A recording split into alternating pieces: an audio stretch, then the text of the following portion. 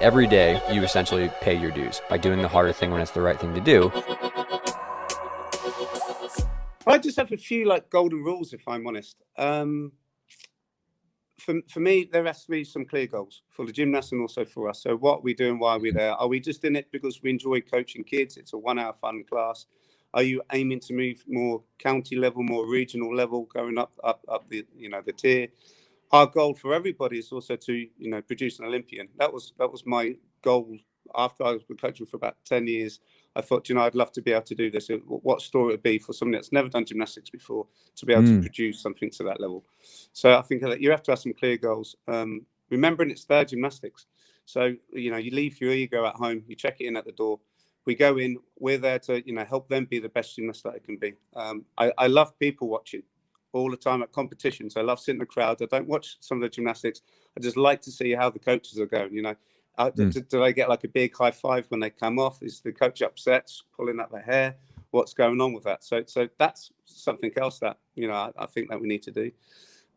Checking your intensity as you go throughout the session, from week to week, and especially when it comes to a comp build up, these kids feed off us, we are like their example.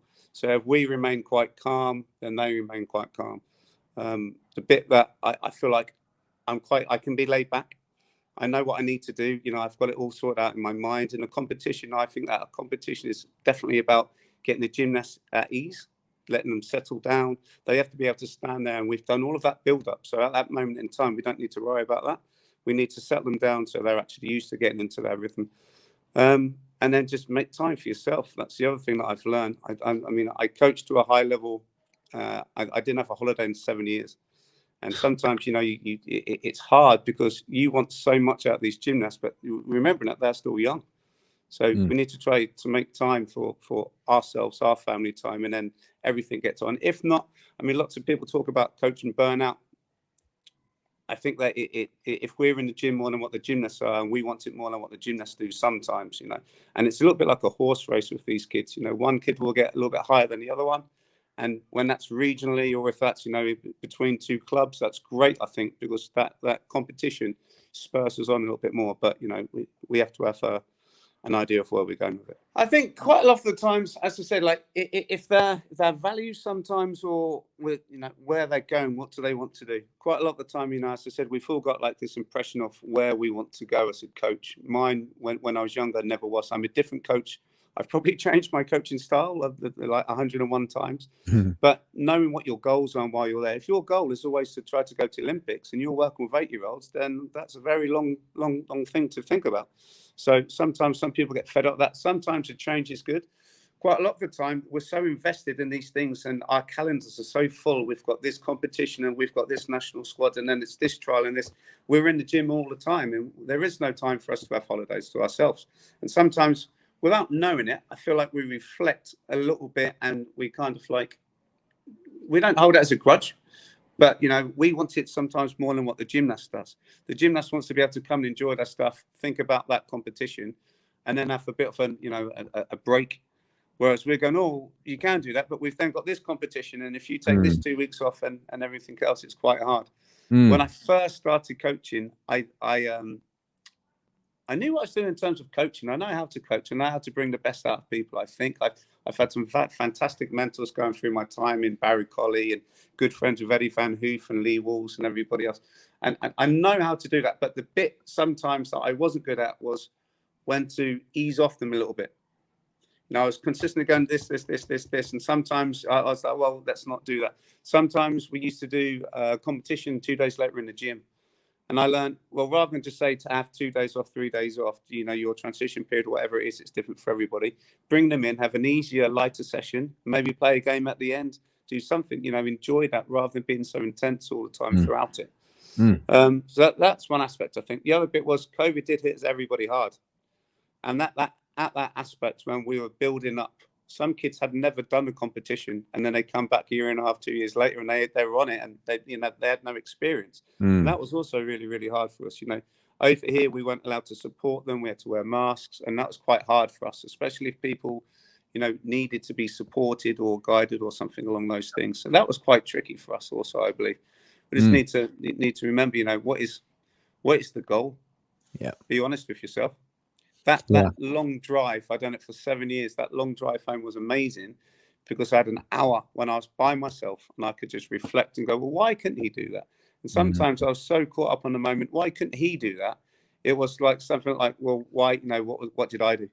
Should I have eased off him a little bit and gone, okay? When you can see him struggling, he's failed 3-4 attempts.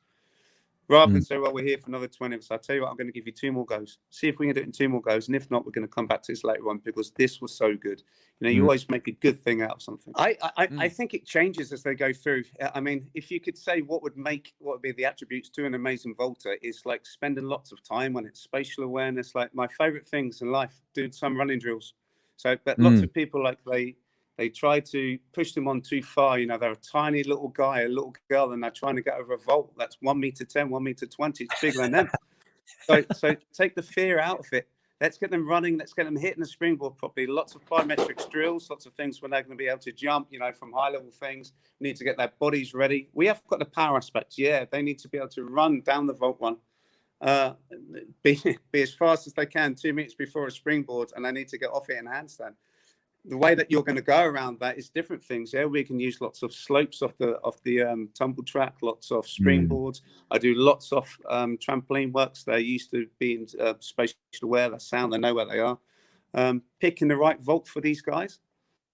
So if somebody's not that great at going backwards, then you really wouldn't want to be teaching them Yurchenko when they're young. When they're older and they understand that pattern of movement a lot better, then that's excellent. But if they prefer to go forwards, let's do things along the lines of Yamashitas.